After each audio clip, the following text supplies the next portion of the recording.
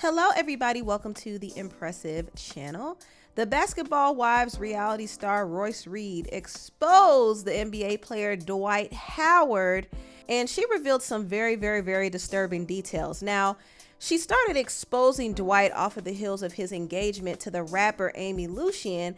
And I thought the timing was a little weird because I was like, wait a minute, why is Royce now trying to expose Dwight? But apparently she has been silenced for years and she is ready to tell her story. And I think Amy should pay close attention because some of the things that she said was highly disturbing. Now, Royce started off her story talking about how she and Dwight met. They met in 2004 at a movie theater, and from there, their relationship progressed. Royce also used to dance for the Orlando Magic team, which was the same team that Dwight played for, and she found out that he was cheating on her. Surprise, surprise.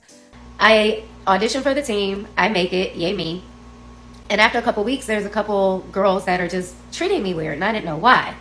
Well, I ended up finding out that he had cheated on me with one of my teammates who used to live in Texas, but now was coming to the Heat, and he had been trying to get both of us to not say anything. After this, Royce did say that she broke up with Dwight, but he begged to get her back, and she went back with him, and she ended up getting pregnant. And she did not want to be pregnant because she felt like it would affect her career, but she decided to keep their son. However, Dwight was not happy at all, and he put her through it when she was pregnant. And so now it's time to tell Superman that he is having a baby. And as you can imagine, that message was not received well. And I was met with a bunch of, oh, you're tarnishing my image, you're ruining my career, I'm a Christian, what I look like having a baby, and I'm trying to put the cross on the NBA logo. How could you do this to me? You're a gold digger. Oh yeah, I was hit with everything, y'all. Like I didn't have a career. But because none of those changed my mind, he then hits me with, and I have a girlfriend. Okay. I've always had a girlfriend. Oh, wow. Okay. So now I'm realizing, y'all, that not only is this person a completely different person than I thought he was, but I've realized that he is a master manipulator and he will do any and everything to get exactly what he wants. I didn't fall for it. And because I didn't fall for it, I was then met with hell on earth. When I was about 4 or 5 months pregnant, I was asked to attend a meeting at a restaurant right around the corner from my townhome. And in this meeting is his manager, his cousin, himself.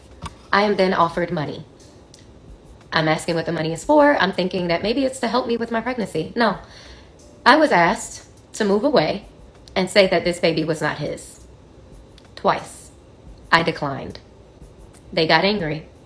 And every time I did anything, I was met with false accusations. I was threatened, but I still was getting threatened. I was still receiving anonymous messages on MySpace and Twitter, and I didn't know what to do. Now, after Royce gave birth to their son, Royce said that the son would sometimes spend time with Dwight, and she claimed that Dwight and his girlfriend at the time were purposely not feeding her son the right food, and he would get sick every time he would come back home to her. The reason my child was returned super colicky, sick, throwing up, all these things, only to then be told it was because they were purposely giving him food that was opposite of what he was eating. I would pack a bag and I would have it listed of what he should be eating for lunch, for dinner, all these things. And he was intentionally given the opposite. So when he would be returned home, he was sick, colicky, throwing up, having to go to the hospital. When I confronted the situation, I was told that that was a lie and that it was only done because they thought I was trying to micromanage, and they decided that they were just going to give him whatever they wanted to give him. That is pretty crazy, but it gets even crazier. Now, Royce did end up going back to Dwight in 2009 after he broke up with his girlfriend. Dwight actually wanted her back. Once he found out that she was dating somebody else, he wanted to get her back, and she decided to go back to him because she wanted to keep their family together, which is understandable, but it was a big mistake because he put her through it once again. I was forced to do things sexually that I did not necessarily agree with. But because I wasn't that experienced, I thought it was normal. And I never complained about it. That's when things started turning verbally and physically and also mentally abusive. I was told that I was stupid. I was told that nobody would ever want me. I was told that everybody here loved him and hated me. And how does it feel to have my hometown turn on me? I better not ever leave him. If I left him ever, he would make my life a living hell. And he did. There were days that I would be at his home and I was threatened with a knife, and then it was laughed off. But when the knife was in my face, it was, I could kill you right now and get away with it because I could claim self-defense and they would believe me and not you, because who are you? Royce also detailed some other moments where Dwight was physically aggressive to her. He grabs my hair and he forces me to the floor. And he's like, who the are you talking to? He throws me into the entertainment center. When he threw me into the entertainment center, it broke the door. So I was flung into the one on the right. And our son, who was grabbing him and like thinking he was playing, he then flung him into the other door. I do not think that was intentional. I don't think he knew his own strength, but that's what he did. Listening to this is wild. Dwight is crazy. He's crazy. Now, Royce said she wanted to leave him when he forced her to have relations with him. The day that I really wanted to leave was a day where I did not want to have relations with him. And he then forced me to give him fellatio. Now, the most disturbing thing about this story is what happened to their son. Now, Royce claims that Dwight had a nanny who was very sketchy and untrustworthy, and she suspected that this nanny did something to the son when he was very little. And it later on came out that this nanny was harming children, and Royce claims that Dwight covered it up and paid her off. And this is just really sad because the nanny should have been reported to the police. But Royce did say that Dwight and his family do have a history of covering things up and kind of using religion to justify brushing things under the rug, which is not biblical at all. If somebody does something wrong, you're definitely supposed to speak up about it. But Dwight didn't do that. And honestly, I believe Dwight was hiding something. I think there's more to this than just him covering up what the nanny did. Like, I'm not going to say what I suspect, but I just feel like he's hiding his tracks in something. It's either that or he didn't want to lose custody and he didn't want to be seen as an unfit parent. But Royce was the one who got the backlash in all of this. When it came to her parenting, she got the backlash because some years ago, her son got in trouble for having an inappropriate interaction with another child. And she was actually arrested for child neglect. So she was seen as the unfit parent in all of this, but the son learned that behavior from somewhere. And obviously he was exposed to some things under Dwight's roof. And Dwight had a lot of things going on in his home, a lot of freaky things. Royce even talked about some of the drug-filled parties that he had, and his son was there. And she even experienced one of these parties during quarantine because Dwight reconciled with her and invited her over. And this was around the time when he lost one of his baby mamas named Melissa Rios. She died in 2020. So he was feeling vulnerable and he tried to reconcile with Royce. Royce did say that she stayed at his house a couple of days with her son, and she witnessed this wild drug-filled party that he had. And she even alleged that he was acting a fool at one of those Diddy parties. He knows that the real shit about him is coming out. Ask him about Ray Edwards and their parties. Ask him about the red dress that he wore during a Diddy party. I know too much. And the reason I'm talking now is because if something fucking happens to me, y'all know why. This is the person who has had me followed before. And I don't know if I'm going to get through 2025. I'm not going to take myself out, but somebody else might. And I mean that. As dramatic as it may seem, I mean that. There's a lot of shit that has gone on. I can even name the name Zachary Timms. There's a lot of shit that goes on that's hidden. Now, I will say I don't want Royce speaking that negativity over her life, But I do understand that she is fearful, so she feels the need to speak out now. And I think it's interesting that she mentioned the name Zachary Timms, because Zachary Timms was a pastor who passed away from a drug overdose. So I do wonder what Dwight's affiliation is with him and why she brought that up. That's very interesting. I don't know. Even though all of this is alleged, it does make me wonder. You know, Dwight has been caught up in some stuff. I do remember a while back, he was actually sued by a man named Stephen Harper, I believe. Stephen Harper. He invited Stephen to his home to have relations with him, and Dwight ambushed him by inviting another man in the room dressed as a woman wearing a wig and kitten heels.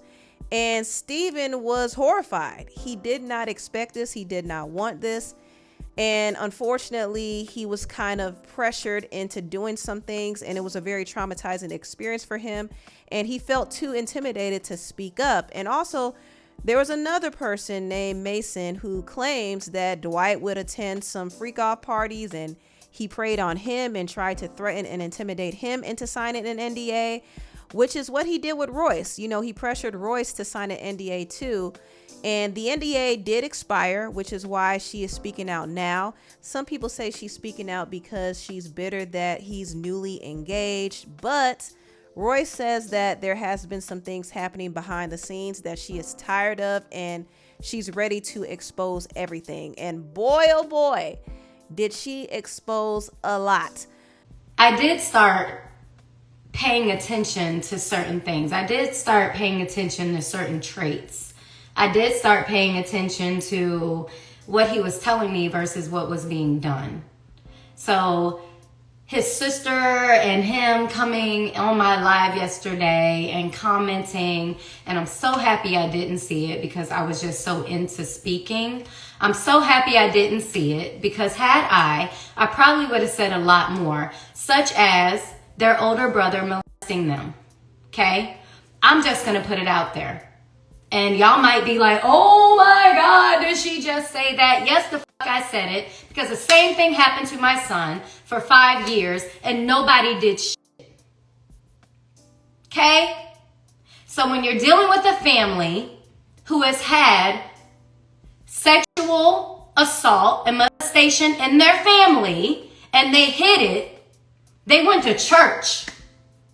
Heal my son. Okay? And it was a half brother, so it wasn't the mother's son, it was the father's older son. The only time that brother went to jail was when he molested his own daughter. And she told. So for 5.5 fucking years, my child was molested. And I knew it. I threatened the nanny. Well, let me not say threatened because like I said before, I promised her if I found out that she was doing something to my child, we're going to have a problem. When I found that out, what happened? I get ghosted, y'all. I now know nothing about what is going on in that house. And that's where I ended video 3. My child continued to come home. As he got older, he started stating certain things. Mind you, I am now in court because I'm refusing to let my child go over to his father's house. Wouldn't you as a mother, if you know that your child is being touched? After I made that threat, I was told very little about what was going on in the house. When I would call to check on my child, nobody would answer. My child is still being dropped off at home. And as I'm giving him baths, he's playing with himself. But in a way that's not like normal because I asked the doctor about it and I'm like, is it normal for them to do this, do that? And she's like, absolutely not. She's like, you need to start writing things down in a journal. Do I need to go get my journal? We now go to court because I'm denying visitation. We go to court and I got all this proof. I got stacks of paper and I can't really say too much because why? He got our case sealed. So in court, when I make the comment about my child is being molested, How dare you say that? This is Judge Timothy Shea. I will say his fucking name. Judge Timothy Shea. Okay? This man told me, how dare you make that accusation about Mr. Howard? How dare you do this? And if I ever hear you say anything like this again, I'm going to just change custody. I'm going to give custody to Mr. Howard 100%. What? It's in the docket that I got my ass up and I cussed him out and I said, "F you." I turned and I said to his attorney, which was Man Downs, and I said, "F you." And I started walking out the courtroom. I swore that was the day that I would get my first mugshot. I did. Because at this point, this is about my child. I don't give a fuck what none of y'all gotta say. Y'all can sit here and call me a bitter baby mama. You know what? Maybe I am. Maybe the fuck I am because of what my child went through. And people sat there and just let him run with this narrative and y'all believed it. This man is evil. This man put his hands on me. This man threatened me with a knife. This man literally said he could kill me right now. And nobody would say anything because he could claim self-defense, and because everybody loves him and hates me, he get away with it. These are the type of people that y'all are defending. How quick we forget about what just happened. And just because, it came out that the case was dropped because he admitted it was consensual, what the f*** do you think my child has been seeing? And being told that it was okay. We're not going to sit here and now make it seem like I'm a horrible mom and like I didn't raise him right when we grew up talking about the No No Square song. Let's also talk about my child going to Georgia for a month and them getting him kicked out of homeschool because they refused to let him do his work. They sent him to church, was trying to have like a priest tell him to say none of this happened to him. Literally was trying to get in his head and say, your mama made this up. Let's talk about how even when the nanny was fired and why she was fired. She was fired because she touched another child. Do we know where that nanny is? He does. Will he tell anybody? No. She's never said shit. Nobody knows where the fuck she is. Why? Because in my opinion, I believe that she was paid to leave. Just like I was offered, along with some of the other mothers were offered money to say that our child was not his. So even though there's 5, is there 5?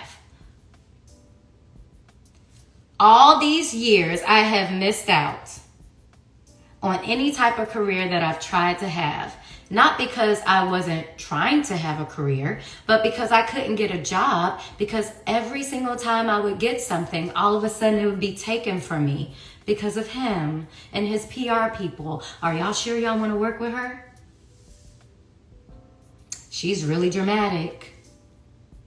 As many times as I tried to move on, he would contact whoever I was dating. If I need to get Dwayne to release a statement about what he went through and the threats that he received when he was with me, I could do that. Because he was threatened that if he was with me, that bad things would happen. When I moved on, when I was dating Brian, y'all remember him from the show. Brian was there when a lot of shit was happening as well. Brian and I are still cool. Desmond was really there when a lot of shit was happening because Desmond was going to be the one, right? You know what he did? He started contacting all these different associates of his. Desmond was playing for the Tampa Bay Buccaneers. Then he got traded. I'm trying to tell y'all that people who are in these higher positions They will throw the rock and hide their hand. So again, like I said, I had to stop myself because I got to keep telling my story, and I got to tell it in order because I know there's a lot of questions. But when I tell y'all today, there's going to be a PR stunt. And maybe not anymore because I'm saying something, but there's going to be videos of a birthday party of a daughter he hardly ever sees, and the other one that was forced to go back. Huge birthday party. But you want to know who has never gotten a birthday present? Our son. You want to know who has only gotten a Christmas gift 3 times out of 17 years? Our son. Why? Because I didn't coddle. Because I didn't do the bending. Because I didn't do a lot of things that he was asking me to do. Because I knew it was wrong. This has nothing to do about the new person he's with. This has everything to do with me and my child and what he is still doing behind the scenes. He's still making phone calls. He still has blogs like The Shade Room under his wing. Okay? They only post negative things about me, if you've noticed. Or the captions are always very like one-sided. This is the last thing that I can possibly do to get him to leave me the f alone. Leave us alone. You don't pay a dime in child support. Leave us alone. Stop calling our son and trying to get him to feel like he's such a terrible ass person because he don't want to have shit to do with you. I have been blackballed from a lot of the mainstream industry because of this person. And y'all want me to shut up? Y'all want me to be quiet? I have been suicidal. I have been in positions where I just wanted to get up and just leave. And then I look at that face in there, and even though he's 17, I still see myself, and I still see innocence. I still see regret. I still see misunderstanding. I see healing as well. This is something that now he has to deal with for the rest of his fucking life because people want to get on this internet and call him all types of names for a mistake that he made after a conversation his father had with him. When your own father calls you gay at 11 years old because you haven't touched anything or done anything, that's crazy.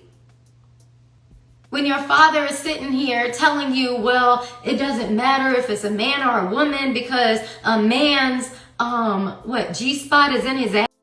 Why are you telling a freaking 12-year-old this? This is a conversation that was had during quarantine. He was having this conversation with our son, along with 2 of his friends, and they were talking about heterosexual relationships, homosexual relationships, threesomes, where their G-spot was. And this is a bunch of dudes, y'all, talking to a 12-year-old. So, before I put out part 4, this is why I'm doing it. Because I'm terrified of this person, and I know he has blogs under his wing, on payroll, to make it seem like I'm fucking crazy and like we're just out for his money or that we're jealous. No, we're not. I don't know when my last day is. I don't know if I'm going to be run off the road. I don't know if somebody gonna knock at my door and like arrest me for whatever reason. I don't know. But this is my story. This is how I escaped. I'm scared. And I'm lost. I have nothing else that he can take from me besides my life. This story is too much, y'all. It is way too much. I'm just at loss for words, honestly. Even though all of this is alleged, I don't think Royce is lying, unfortunately. I just don't. It's just messy, y'all. But anyway, tell me what you all think about this video down below. Please like, comment, and subscribe, and share this video if you care. Thank you so much for watching, and I'll see you next time.